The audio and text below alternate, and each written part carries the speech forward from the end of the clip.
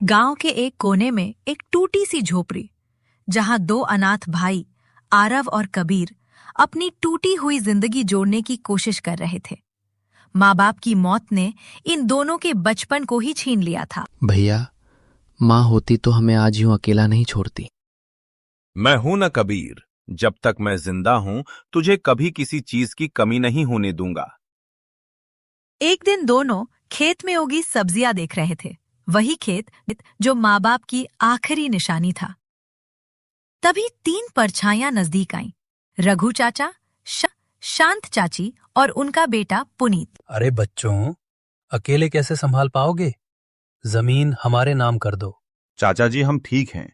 ये खेत हमारे माता पिता की निशानी है, इसे छोड़ नहीं सकते। बहुत अकड़ आ गई है तुम दोनों में, देख लेना एक दिन सब छीन लूंगा। धमकियां, चाले, झूठे वादे। रघु चाचा हर दिन नए तरीके से उन्हें डराने आते, लेकिन आरव और कबीर चुप नहीं हुए।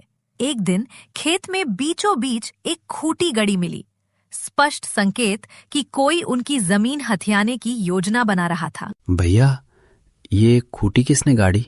हम तो नहीं गाड़े। ये रघु चाचा का काम है। अब हमें पंचायत में जाना होगा। गांव की चौपाल में पंचायत लगी। रघु चाचा झूठे कागज लेकर खड़े थे, पर आरव की सच्चाई और कबीर की मासूमियत सुन गांव वाले उनकी तरफ खड़े हो गए। इसी बीच एक हादसे ने सब बदल दिया। रघु चाचा के चावल मिल में अचानक आग लग गई। भाग्यवान, सब खत्म हो गया। शायद ही हमारे कर्मों की सजा है। जमींदार ने भी कर्ज वापस मांग लिया। घर चलाना मुश्किल हो गया। चलो आरव और कबीर से माफी मांगते हैं, शायद वो मदद कर दें। तीनों भाई अपनी झोपड़ी में पहुंचते हैं। बेटा आरव, हमसे बहुत गलतियां हुई। क्या तुम हमें माफ कर दोगे? चाचा जी, जब हमें जरूरत थी तब आप कहाँ थे? भैया, माँ होती तो माफ कर देती, हम भी क्यों न करें। कबीर की बात सुनते ही आरव का गुस्सा पिघल गया। उसने चाचा की आंखों में पहली बार पछतावा देखा। ठीक है चाचा जी, आप खेती कर लीजिए, मुनाफा आधा आधा बांट लेंगे, पर वादा कीजिए अब कभी हमें अकेला नहीं छोड़ेंगे।